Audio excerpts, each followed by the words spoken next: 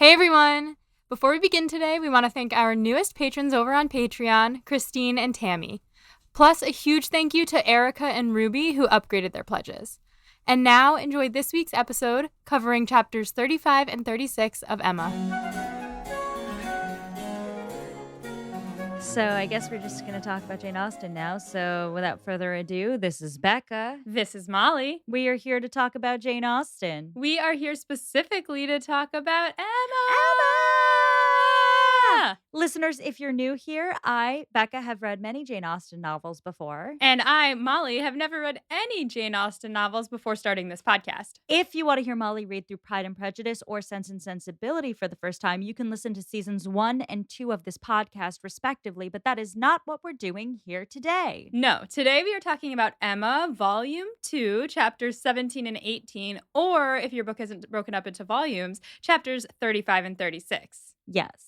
And also, we should note, this is the end of volume the second. Woo! I didn't realize there were 3 volumes in this book, to be honest. Did you think there were only 2? Well, I just didn't, I don't know. My roommate is reading along with us and she was like, I'm in volume 3, chapter whatever. And I was like, 3? Like, because she thought she was like reading along with us, but she somehow got way ahead. And I was like, I feel like we're in volume 2. I don't know what's happening. Is your book broken up differently than ours because we're the same distance through? And I got really confused. She's only a few chapters ahead of us at this point because we're finishing volume the second. Yes. Woohoo! Yay! So we end on not exactly a bang, but some anticipation. Yes, for sure. And do we want to remind the listeners where we are at so far? Yes. So we left off at a party for the one and only Augusta Hawkins, aka Mrs. Elton. Augusta. I'm married. Very much the, oh my God, so many people are throwing parties for me. It's like I'm really popular, really like up to the social scene in Highbury. Like that's so weird. It's so random. Oh.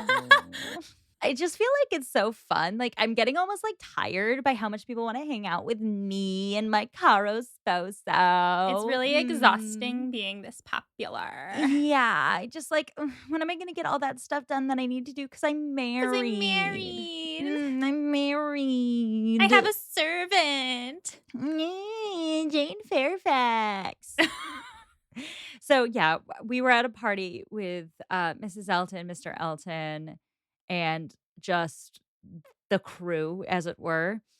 And we were talking about handwriting. Mm-hmm.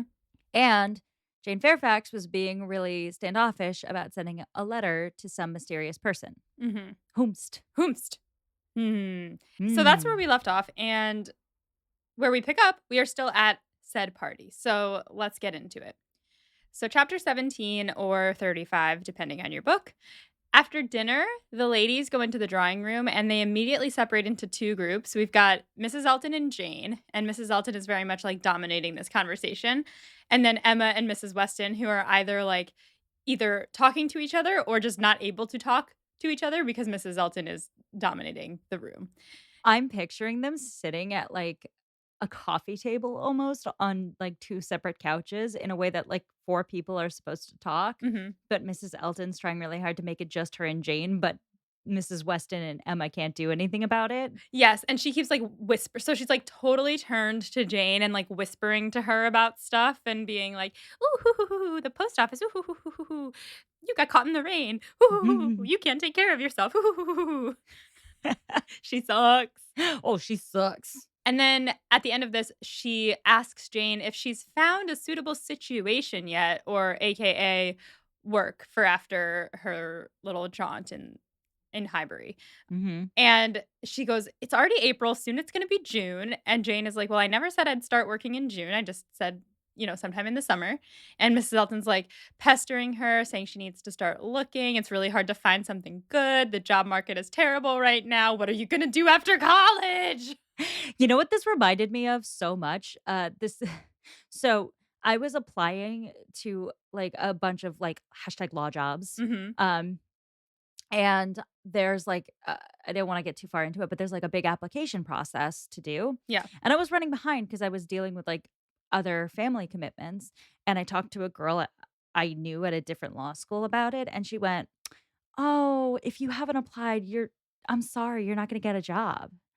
And I was like, I don't think that's true." And I did get a job, so Yeah. we're fine. She was like, "Oh my god, you're so behind." She was like, "Oh my god, you, like, haven't applied yet? Like, pretty much everyone I know already found a position. You're mm, mm." Mm. And I was like, I'm sorry. I, have other things going on in my life." Right. That's actually yes, it reminds me also of a time so I had just graduated college and I was home for the summer and I was out to dinner with my family and my high school history teacher was there and he was the worst and he loved my brother.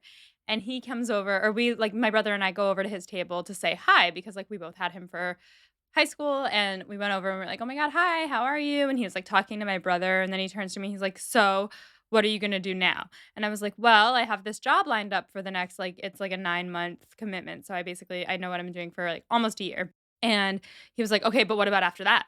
And I was like, "Well, a lot of people in my position don't have a job lined up yet at all. So like I think I'm kind of ahead of the curve actually." He's like, "Oh my god, no, like you have to know what you're doing."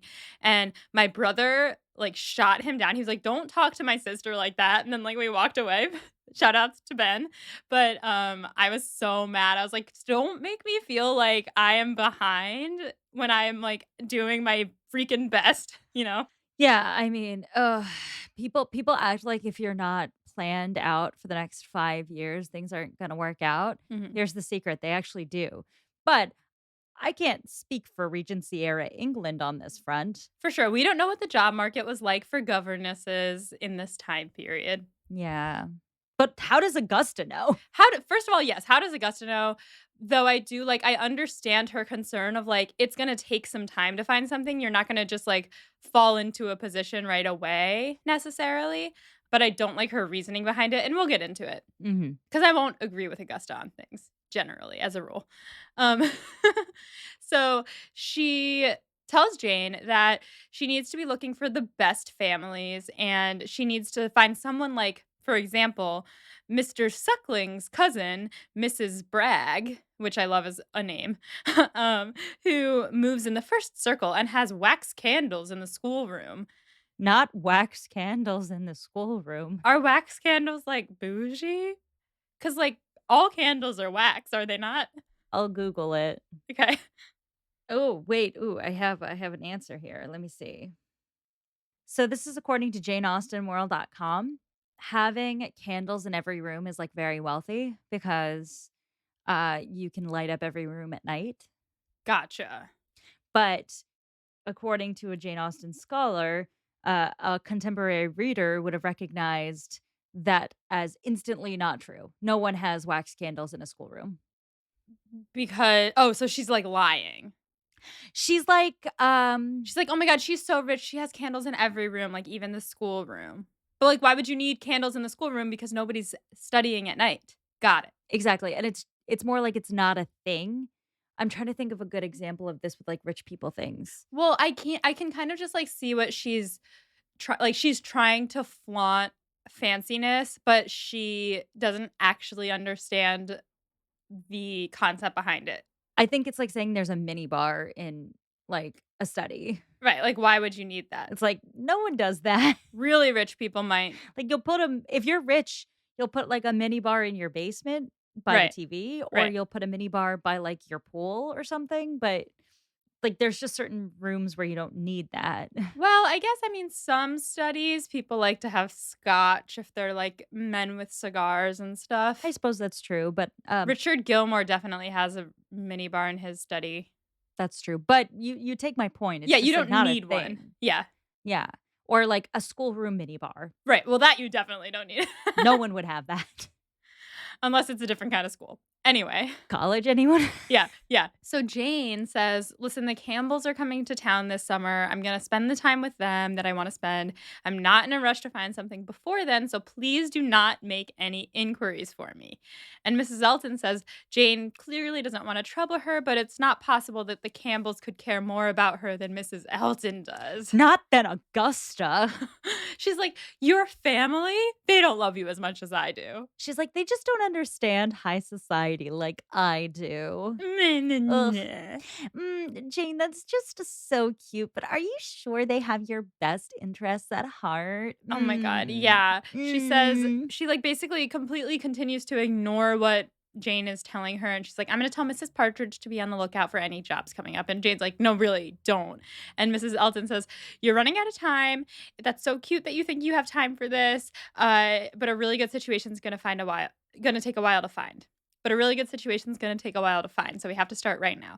And Jane says she really doesn't want anyone making inquiries for her, and when she's ready, she's gonna go to the offices in town. And then this sparks a very interesting misunderstanding because she says, there are offices in town, offices for the sale, not quite of human flesh, but of human intellect. And Mrs. Elton's like, well, you're not talking about the slave trade. Like, why would you go to the slave trade? You know, Mr. Suckling is a very good friend to the abolition, but we've determined that he actually was not, right? So the possibility, the thing we've been talking about is not Augusta's brother-in-law being in the slave trade, but her father. Oh, so is she trying to be like, no, no, no, I got out of that? I don't know. Again, this has been something presented to me by people who are fans and know more about this than I do. Mhm. So I can't 100% for certain say that Augusta Hawkins is descended from slave traders, but a lot of people did message us about that. So I take that seriously.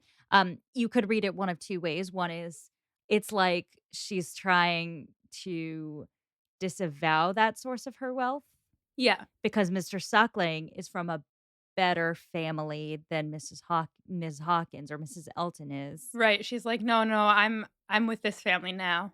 Yeah, she's like, "No, no, no, we've left that in the past. It's disgusting."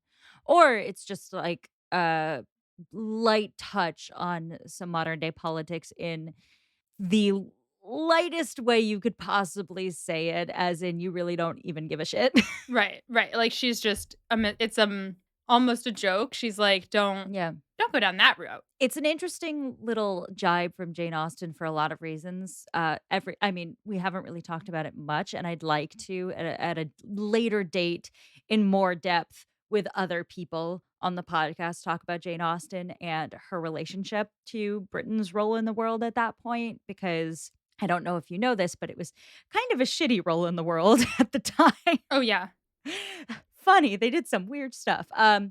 But Jane Austen, I mean, she has an edge to her writing, and there's a lot of debates amongst scholars. It's clear that Jane Austen is not a fan of a lot of these things, but she also doesn't deal with them very heavily in her books, except in later books, maybe without spoilers, it comes up a little bit more often than these sort of offhand comments you get in, say, Emma. Right.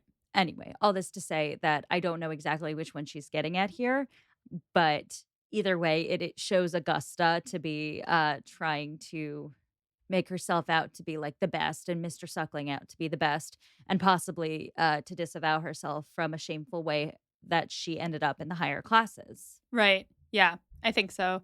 Mhm. And Jane's like, "No, no, just the governess trade. There's advertising offices in town that can help me get a job. I really don't need anything fancy." And then Mrs. Elton's like, "Well, I'm sure your friends will not let you take a job that's with a lower family." And Jane says being with a rich family would actually make her uncomfortable. And Mrs. Elton says, "Well, don't be silly. Like, your musical knowledge alone would entitle you to be with the best family that you could find in a big house, and you could mix with the family as much as you want." She mentions that it would be better if Jane knew the harp instead of the piano, as the harp like a bougie instrument at the time? I guess so, I guess the harp is a bougie instrument now. I mean, Joanna Newsom could never. She's the most famous harpist I know about, and she's also married to Andy Samberg. Oh! Love her. Andy. Ugh. And he tells great stories of, like, when she's practicing the harp in their home, and he's just like, "It's so soothing. I lie down, I listen to my wife play the harp. It's great." And Wow. I'm thinking about Jane playing the harp and everyone just lying around being like, "Oh, Jane." Oh, Jane Fairfax. Yeah, but she can't play the harp, so the piano will have to do. And Jane says, "Listen, I'm really serious. I don't want to look for anything until the summer." And Mrs. Elton goes, "Well, I'm really serious that I will be on the watch for anything that comes up." And this continues on until Mr. Woodhouse comes in. And then Mrs. Elton starts going, "Oh, like, I love him. It's so gallant of him to come hang out with us before all the other Oh my men." god, what a cute little old man. Yeah, Oh, exactly. he's like he's just like a cute little old man. I just like want to like button him up and like take him around with me in my little purse. Oh, he's so jaunty, so That's adorable. exactly it. I especially like that she thinks it's a compliment that he, like, came in to hang out with them, but it's just because he would rather hang out with Emma and Mrs. Weston than he would with the men. Also, I love that she's like, he just like will not stop flirting with me. Oh my god. I know, she's like, "Oh my god, Mr. Elton would be jealous if she saw him complimenting my dress at dinner." I love this because she's one of the only people that Mr. Woodhouse has met and disliked. Oh my god, it's so true. If he dislikes her, then she's gotta be trash. Oh my god. Also, just the idea of Mr. Woodhouse flirting with anyone instead of just exuding anxiety as a Mhm. personality is incredibly He wild. probably they were at dinner and she said he complimented her dress, but he probably went, "I see you're wearing a dress." Here's the thing, Mr. Woodhouse has talked about how crucial he finds it to, like, pay ladies respect and compliments, and he's probably Yes, just trying to be nice to her. exactly, especially a bride, like, it's just out of, what's it called? Decorum or whatever. Yeah. And so she's like, "Oh my god, he's so cute." And she calls him her beau, which if you remember from Sense and Yeah, Sensibility yeah, is low class. yeah, Jane oh, yeah, Anne was always talking about bows. It's sort of a low class word. So it shows again, Mrs. Elton, Augusta, if you will, is not exactly on point when it comes to like high class decorum. Yeah, but she really thinks she is. We're gonna get into this in the next chapter, but, is it the next chapter when she starts Yes. talking yeah, okay, so we'll get into that. So, she's talking about how he complimented her dress, and she's like, "Oh, but, I really much prefer simple dresses. I just feel the need to kind of be a little, gaudy because I'm married, and it's expected for brides to decorate themselves." Honestly, I'd prefer to wear like jeans and a t-shirt every day. I'm just like really not like other girls. I'm like a cool girl. I don't really like any drama. Yeah, it's like, she wears short skirts, I wear T-shirts. Yes. Yeah. Okay, I want to be clear. First of all, We're Taylor stans.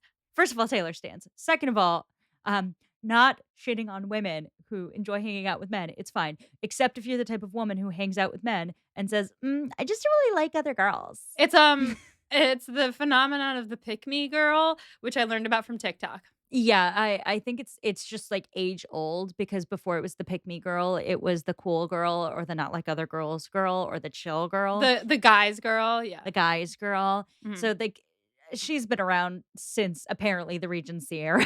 Right, right, exactly. I mean, and it's different from having a lot of guy friends because, like, everyone has like, we all have guy Not friends. everyone has guy friends, but a lot of people do, including myself and Molly. No problem being friends with guys, no problem even seeking attention from guys. It's putting down other women as Right. a way to seek attention to guys. That's the problem. Yes, exactly. Thank you for clarifying. But it's really fun to make fun of Mrs. Elton like this, so I will continue to do it, just with the caveat that I don't want, to offend any women. Yes, no, again, like, own your sexuality, but don't put down other women. I do like one thing that Mrs. Elton does in this chapter that I was like, "Okay, snaps to I'm Mrs. a Elton." feminist. Well, if you say it like that, but she was like, "I'm always gonna defend women. If you are trying to put them down, I'm gonna tell you I see where she's coming from," which I liked. Yes, yes, that is a good moment for Mrs. Elton in The a only good series of moment. very bad moments for Yeah, Augusta. exactly. So anyway, they are hanging out all together. Everyone, all the men come back, and then Mr. Weston arrives. And this entire part is my funniest quote, so I won't go into too much detail about it now. But John Knightley is just shocked that Mr. Weston could have just gone home after his dinner engagements, and instead he came out. And actively chose to be at a dinner party. Yeah, like Mr. Knightley is like angry about it. John Knightley particularly. George Knightley doesn't care. Yes. But he's like, "Ugh, wait, you had the opportunity to go home. No one was expecting you here, and you decided to come." He's like, "You wanted to hang out with your friends? I don't understand." Oh, Michelle. Ah, Michelle. So, anyway, I'll read that entire page later, probably. So he arrives and he gives Mrs. Weston a letter that he picked up on his way. And he's like, I already took the liberty of opening it, but go read it. Read it to Emma. You guys are going to love this. And she's reading, and he's just like narrating the whole time. He's like talking to her the whole time that she's reading it, and everyone can hear him, but he thinks he's being secretive. And the contents of the letter tell them that Frank is coming back next week. Prodigal son returning to Highbury so quickly. Yeah, unexpected. So then at the end of the letter, he says, okay, like, we can have a longer talk about this later, but for now, I'm just going to go give everybody else the broad strokes. He's so cute. And Mrs. Weston is like very happy and she's congratulating him. But Emma, quote, could not speak so fluently, which I thought was a hilarious way of saying that she's just like, "Bleh, bleh, bleh." And she's like, yeah, suddenly very agitated. Yeah, agitated. Mm. And then Mr. Weston goes to tell everyone else, and he starts with Mr. Woodhouse and Mr. Knightley. And it says, quote, it was well that he took everybody's joy for granted because the both of them are just like, oh, good. And then he goes to tell John and Jane, but they are engrossed in conversation. About what? So he doesn't tell them. And then he goes to tell Mrs. Elton, and that brings us to the next chapter. And it's just a conversation between Mrs. Elton and Mr. Weston, the most agreeable and the least agreeable people in this book. Yeah, it is. And they just do not mesh like their conversation styles. It's like they're each having a separate conversation. Oh, yeah. So let's get into it. Mr. Weston says he hopes he will soon get to introduce Frank to Mrs. Elton, and Mrs. Elton thinks this is a particular compliment. What is this compliment that she thinks he's paying her? Oh, that Frank is particularly excited to meet her. I see. Like that they've been talking about her. Like, Frank is coming back to Highbury because he's like, oh my God, Augusta herself is there? Well, I must meet her. She's so self-centered. He asks if she's heard of him, and she goes, yes, of course I've heard, and Mr. Elton and I will be happy to have him over. And Mr. Weston tells her that he opened the letter even though it wasn't addressed to him because Frank only ever writes to Mrs. Weston.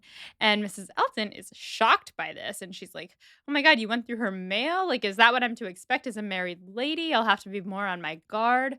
I want to know what she has to hide. I mean, I know that people shouldn't go through other people's mail, but the way she is so like, oh my God, like, do husbands do that? Oh, I don't know. I mean, I have nothing to hide, but I'd be upset if, Mike looked through my text messages. Sure. Yeah. I mean, I understand the concept of privacy, and I think that she has every right to be shocked, but I just like to think that there's something she's hiding.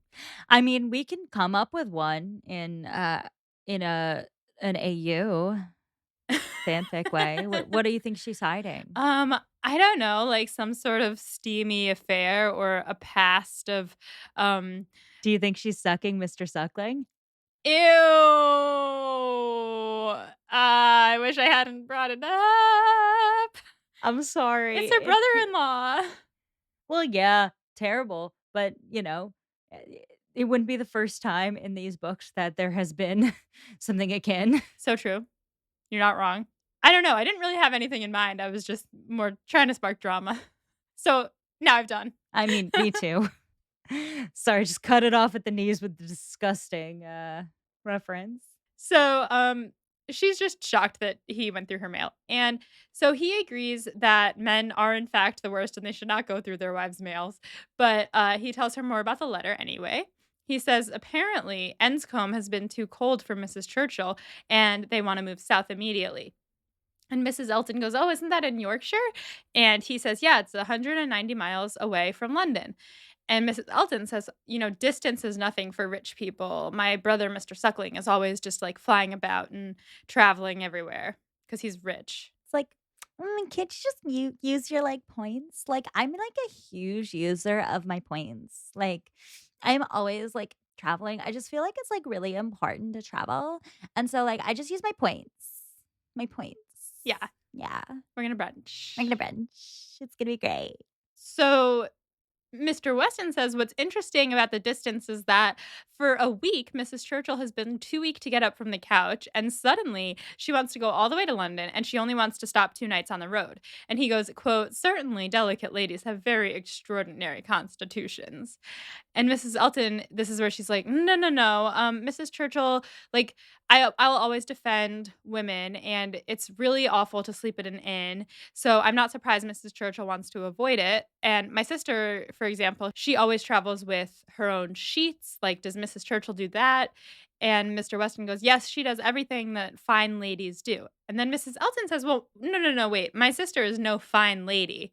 I think he's saying, yeah, like that's a prissy thing to do. So I guess Miss Churchill must do it. And she's like, don't call my sister prissy. Gotcha. Okay, yeah, yeah. And then there seems to be a misunderstanding because then he goes, "Well, then we can't compare her to Mrs. Churchill." And then Mrs. Elton's like, "Wait, maybe I didn't want to imply that my sister's not a fine lady." I think she's like, oh, my sister has taste and class, but like she's not fussy. Right, exactly. So it's like she's not a fine lady. She's just a fine lady. Exactly. But she doesn't get to say that because Mr. Weston then goes on to say that, he doesn't like Mrs. Churchill. He would never speak ill of her, but Speaks ill of her. but continues to speak ill of her, and he says, "I wouldn't say this to everyone, but I really don't think that she's sick." Now, I wonder why when he wouldn't say this to anyone, he's saying it to Mrs. Churchill. I think the joke is that he would say it to anyone. Oh, because he has a loud mouth. Yeah. I love that guy. I mean, if you're gonna hide it from anyone, it's gonna be Augusta because that girl also has a bad, big mouth and also is just the worst person to share gossip with. So if you're telling Augusta Hawkins, you're telling everyone. Right, and he just doesn't have a really good gauge of, like, who is I think you just want to talk poorly of Mrs. Churchill. Oh, okay, I see. He's just a gossip. I love him. Ugh, Mr. Weston's ideal. He really is. He's so great. Yeah. So Augusta then says, "Well, like, if she's really sick, why not go to Bath? Like, why is she coming here?" And, like, is she agreeing with him in this? Is she saying, like, "Yeah, you're right. Why would he come here? Why would she come here if she's not sick?" Yeah, yeah, she's like playing into the gossip. I see. And he says that he thinks she's just bored of Enscombe because it's a very retired place. Like, nothing's really happening there. She doesn't do much. And Augusta goes, "Oh, yeah, it sounds like Maple Grove. And it's unfortunate that Mrs. Churchill doesn't have the resources in herself to be qualified for country life like my sister." It sounds like she's just someone who needs like a little help. Yeah. She's going on and on about her resources and blah, blah, blah, blah. And Mr. Weston is just not listening. And then he goes, "Oh, Frank was here in February for 2 weeks." And she then says that Frank will find an addition to the Society of Highbury. Finally, he'll come to some class in this town because I'm here. It must have been so boring before. Yeah. And then she goes, "Unless he hasn't heard of me. Hmm. Like fishing." And he knows she's fishing. And he says, "Oh, yeah, yeah, no, he's heard of you. Don't worry. Like, Mrs. Weston's told him all about you." I wonder what she's told him. Hmm. Then he goes on to say that when Frank left, both Frank and Mrs. Weston thought that he might never come back. But Mr. Weston always knew that something would come up because he is very optimistic. And he says if things are bad one month, they're sure to look up in the next. Mrs. Elton agrees with him and she says she always says the same thing to Mr. Elton when they were in courtship because when things started out, they were going too slowly for him. And he was like, "We won't get married until May at this rate." And she's like, "No, no, don't worry." She refers to their marriage as Hymen's saffron robe, which I just wanted to. I know it sounds gross, but hymen, as we know from As You Like It by Shakespeare, is the god of marriage, and the saffron robe is like the marriage gown. So fucking pretentious. I know, no, very, very pretentious. I love it. She's the worst. She's the worst. But also we do that all the time. Oh, we're the worst too. Yeah, yeah, yeah, as long as we're aware of that. Yeah. So she's about to tell him a story, but then she starts coughing, and Mr. Elton takes this opportunity to say that Mrs. Churchill wants to be in a warmer place in May, and so he thinks that Frank will be visiting them regularly throughout the whole spring because that's when they'll probably arrive in May. So, like, I know it's April now. If she's set on coming in May, is May next week? Because they said that he was coming in May. Or they said he was coming next week. I think so. Okay. Or is he coming before everyone else to, like, scope it out? I think he's coming down with everybody. Okay, okay. So May is soon because it's April. Mhm. That's how months work. Uh, Indeed. yeah. Have I mentioned I quit coffee recently? Uh, More power to you. I have to be honest, your description of the mushroom coffee sounded pretty grim. Well, so I bought a dairy-free hazelnut creamer, and I've been using that with the mushroom coffee, and since then, it's actually been quite delicious, and I even got Mel to try some, and she liked it and wanted her own cup. I will say, like, I do have a moment of fear every morning when I put it in the cup and I put the hot water over it. I'm like, is the cordyceps going to take me? Like, will it today be the day that it mutates? If you want more information on me and Molly going through The Last of Us together, which we very publicly did, you can check that out by becoming a subscriber to our Patreon. Nice segue. And back to Jane Austen. So he's excited that they're going to be there in the spring because the weather is going to be perfect. And he thinks almost though the anticipation of Frank's visit is better than Frank's visit. Yikes, poor Frank. He likes to be excited. He says he doesn't want to talk Frank up too much and she shouldn't like expect a prodigy. He says this all the time. He's like, oh my God, Frank's the best, but don't be too excited. And she says, don't worry. I always judge people for myself. I'm not guided by others' opinions and I'm not a flatterer. So Okay.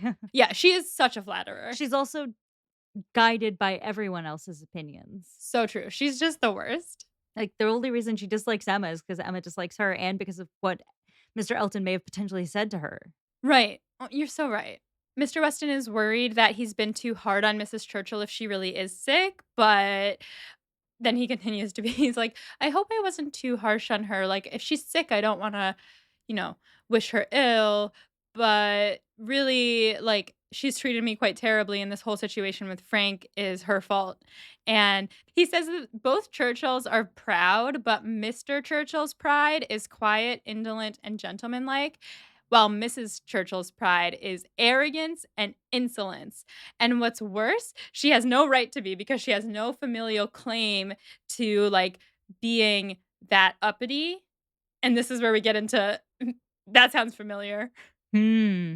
Hmm. I wonder whomst. Yeah. And he calls her an upstart, which is just I feel like a way of saying uppity. Like It's a Lucy Steele. It's someone who shamelessly pursues a class above their own. I see. Yeah. Mm-hmm.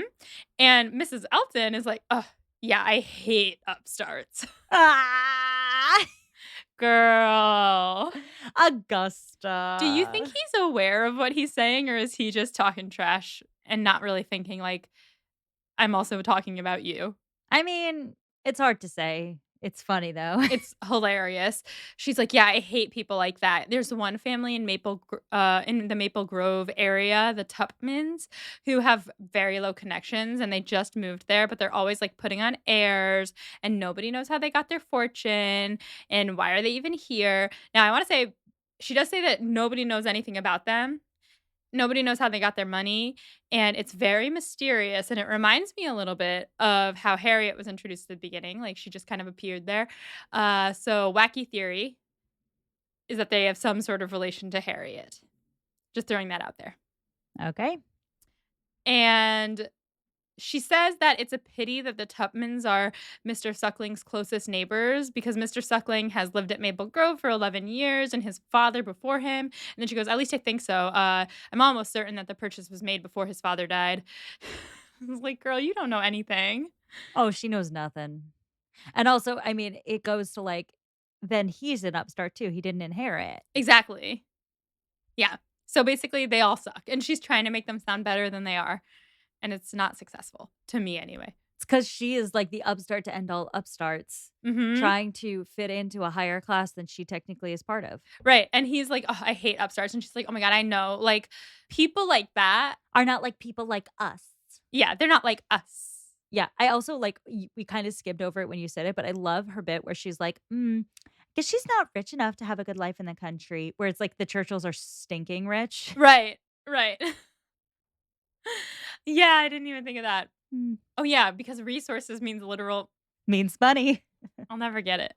I still, in my head, I'm still like, she doesn't have enough, like, she doesn't have her arts and crafts. Nope, nope, we're talking about money. Got it.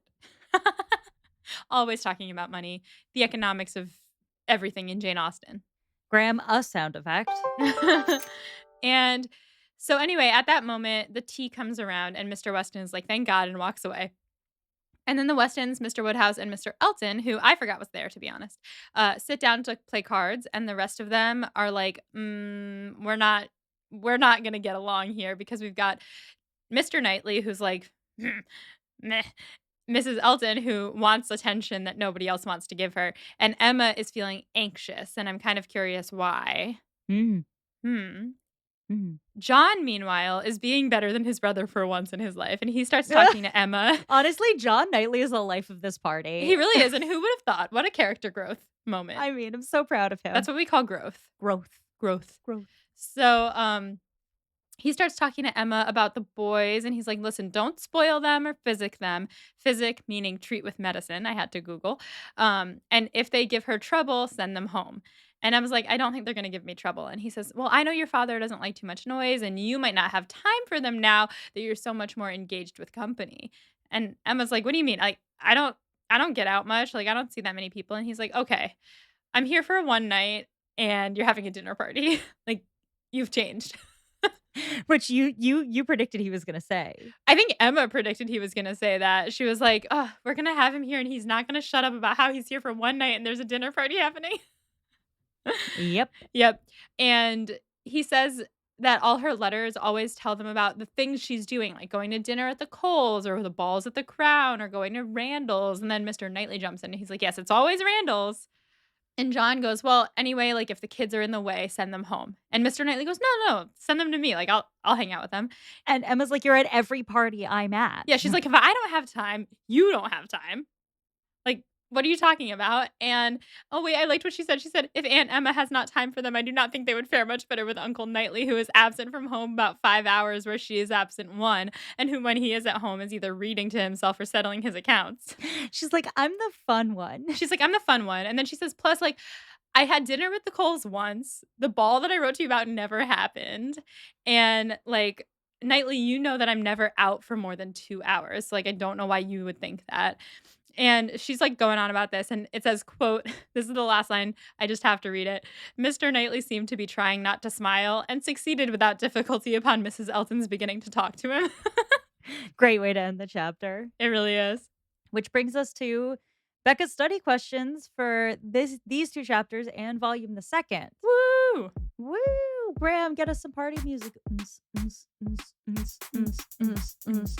Yes, thanks, Graham. That's good. That's good. Cut it. We have fun. We have fun here.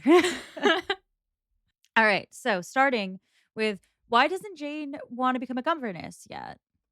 To me, it just seems like she, at least in my case, like, I feel like I've been in her situation a lot where I'm like not ready to move on from whatever portion of my life I'm in. That might be like a simplified answer and not really pertaining necessarily to the plot, but like, for example, when I was unemployed during the pandemic, it took a lot of effort to like get myself to want to take on a job and like get back to life. That's very different from what's going on with Jane, but also not so much. Like, she was in life, doing her life thing, and then things changed and she came back to her aunt's house and she was like, I'm going to stay here for a little bit, live out my little country life, relax. and now she doesn't want to jump into anything. Now I'm sure there's a plot reason, like Well, what I was gonna say is it's also, I mean, it's a jump down in a really serious way. Like, she's already hit a jump down from the Campbells to her aunt's house, and now she's jumping down again to being an employee.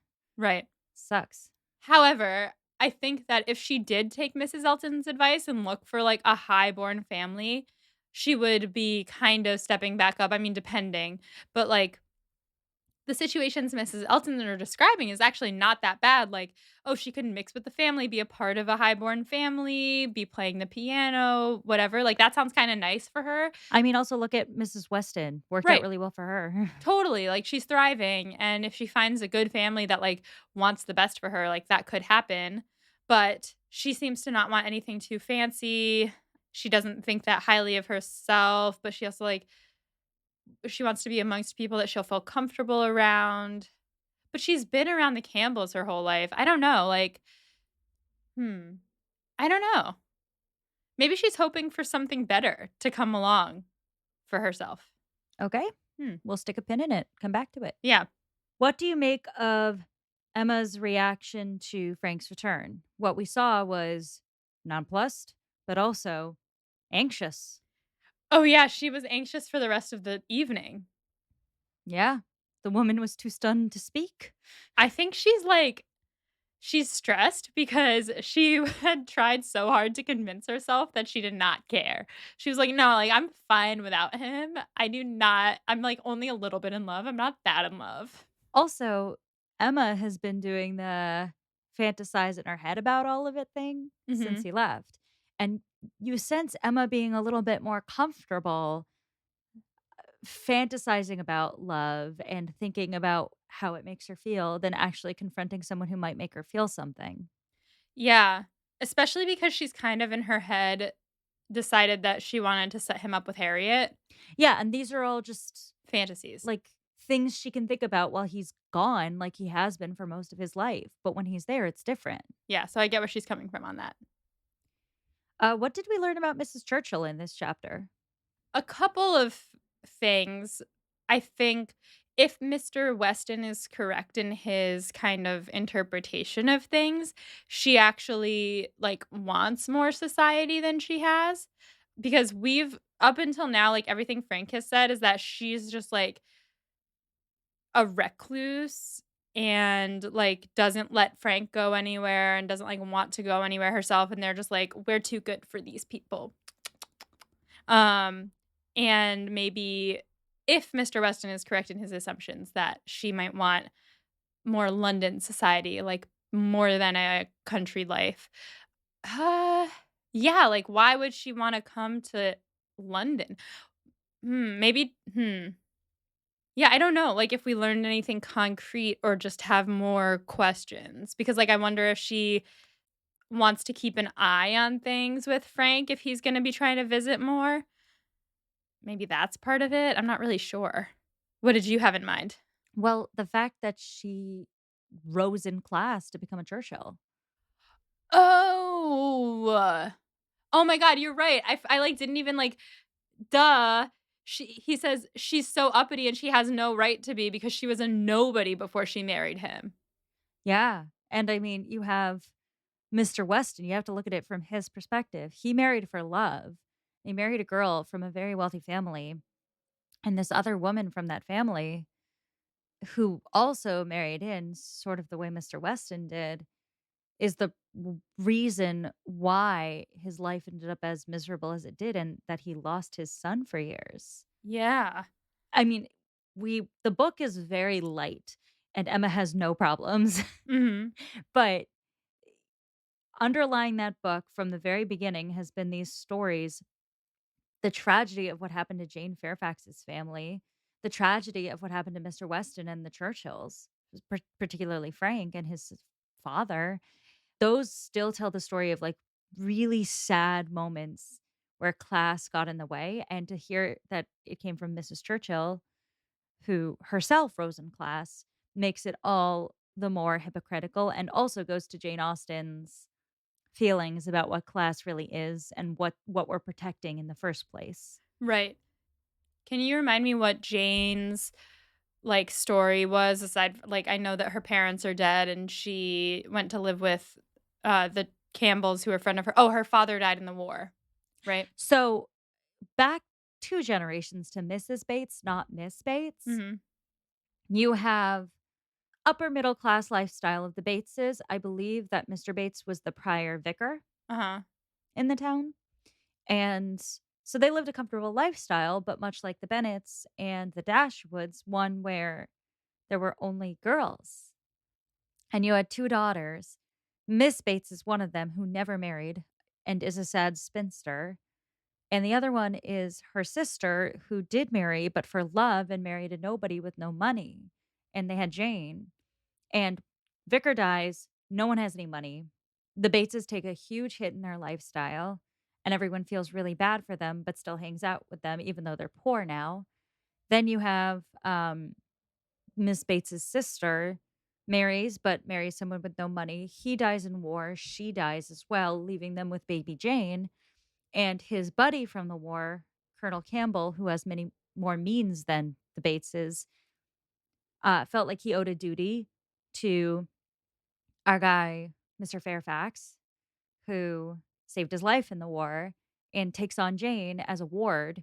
And they end up keeping her around because their daughter adores her and they adore her and they raise her like a daughter, but with the knowledge that she will always drop class. Right.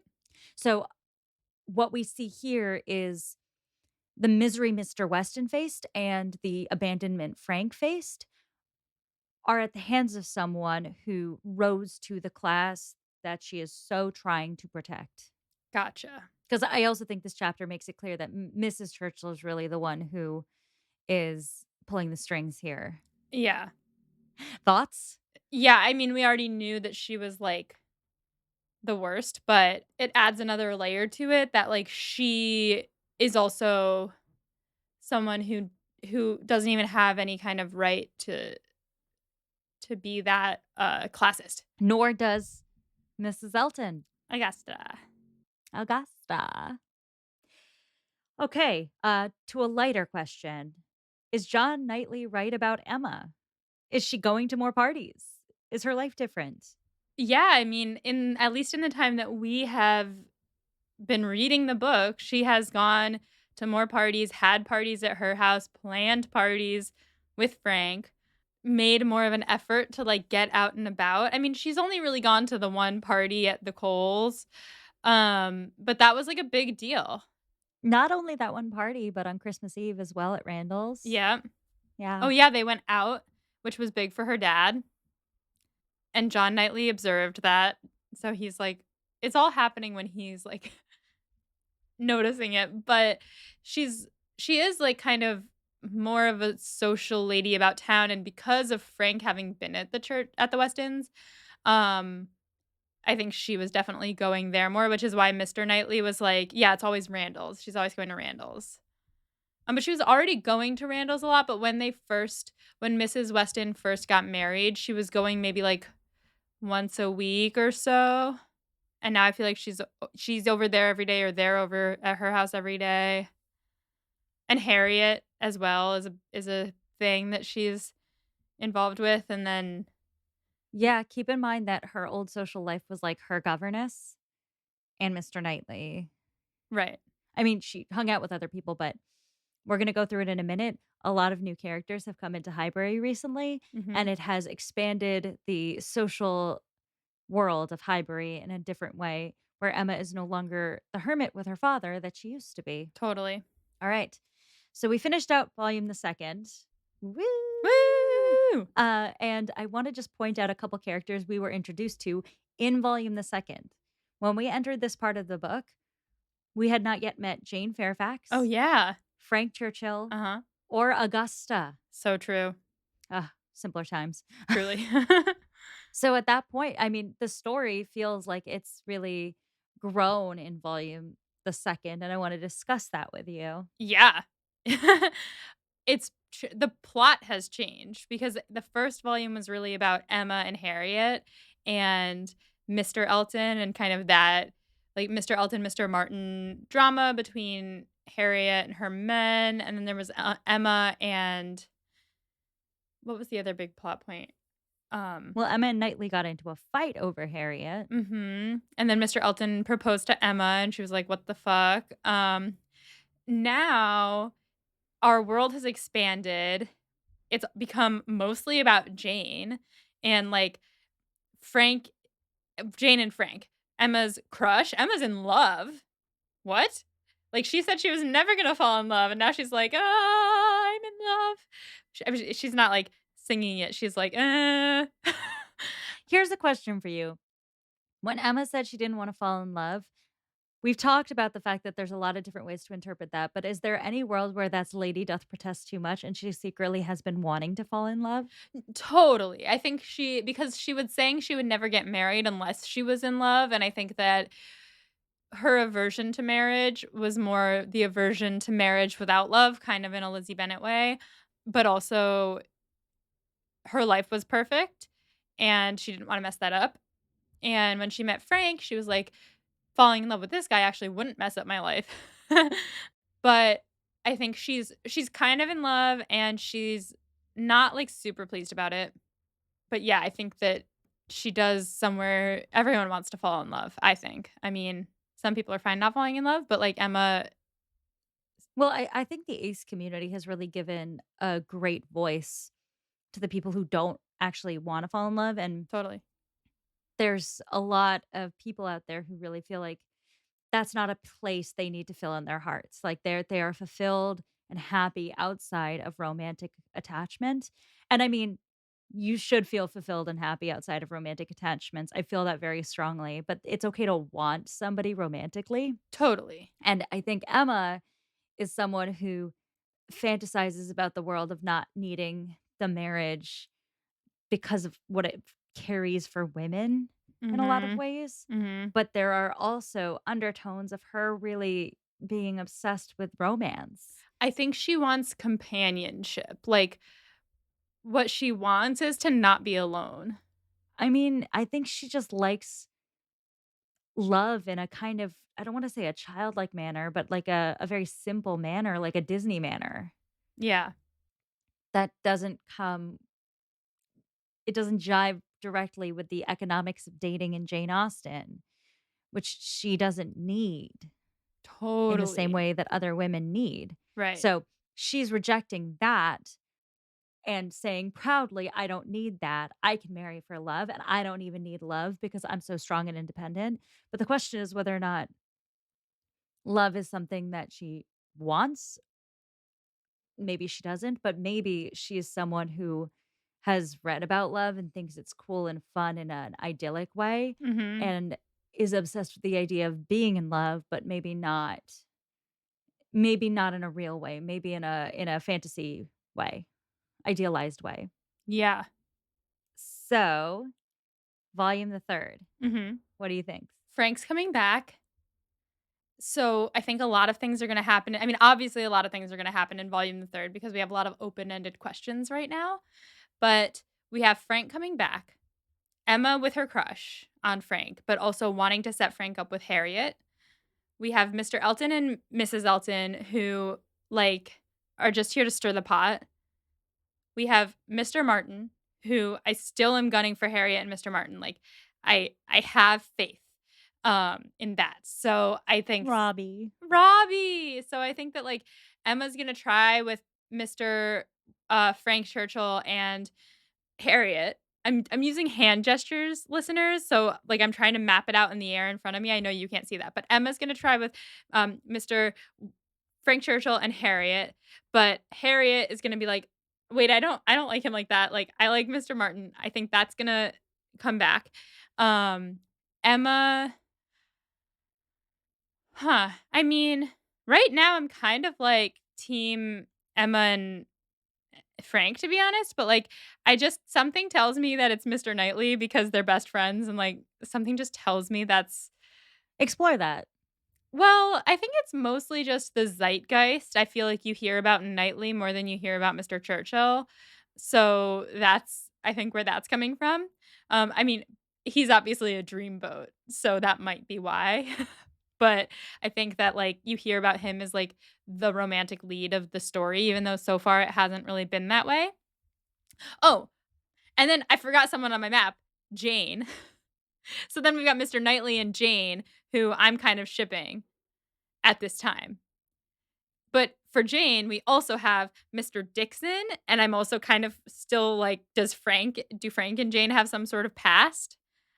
And then, like, Mr. Dixon, the Campbells are coming this summer, so, like, the Campbells are gonna be in town too. Um, and I wonder if, like, will they bring the Dixons with them for a visit, or are they, like, totally staying in Ireland? I don't know. Basically, there's a lot of stuff that needs to get dealt with. How will this fadge? How will this fadge? What do you think of Emma? Our girl, she's really, she's got a lot on her plate. I think it's funny how anxious she is about Frank coming back, and I am curious to see, like, has she learned anything throughout the course of this book? Will she make good choices in Act 3? I will neither confirm nor deny. Great. Um, Funniest quote. Okay, this is a long one. Let me get my book.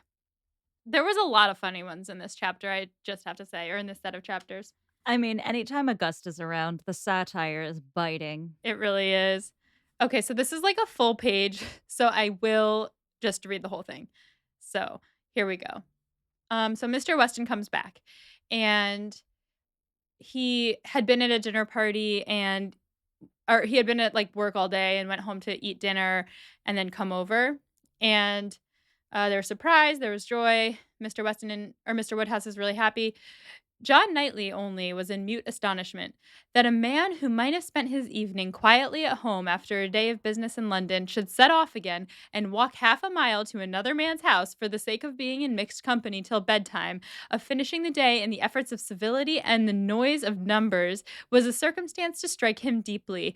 A man who had been in motion since 8 o'clock in the morning and might now have been still, who had been long talking and might have been silent, who had been in more than one crowd and might have been alone, such a man to quit the tranquility and independence of his own fireside, and on the evening of a cold, sleety April day rush out again into the world?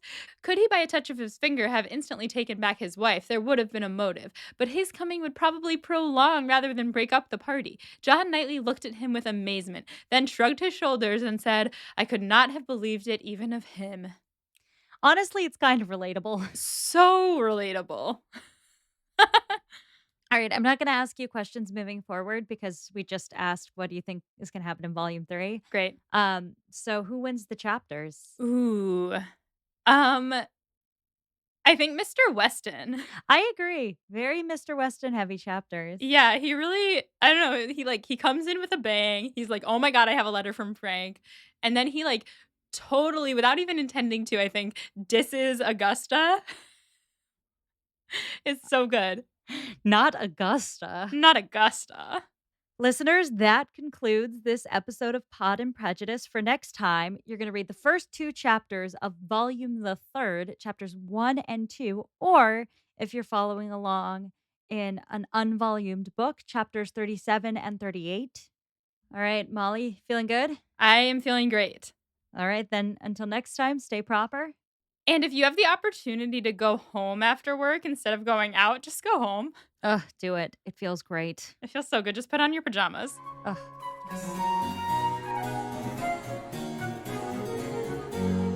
Pod and Prejudice is edited by Molly Burdick and audio produced by Graham Cook. Our show art is designed by Torrance Brown. Our show is transcribed by SpeechDocs Podcast Transcription. For transcripts and to learn more about our team, check out our website at podandprejudice.com. To keep up with the show, you can follow us on Twitter, Instagram, and Facebook at Pod and Prejudice. If you love what you hear, check out our Patreon at patreon.com/podandprejudice to see how you can support us, or just drop us a rating and a review wherever you listen to podcasts. Thanks for listening.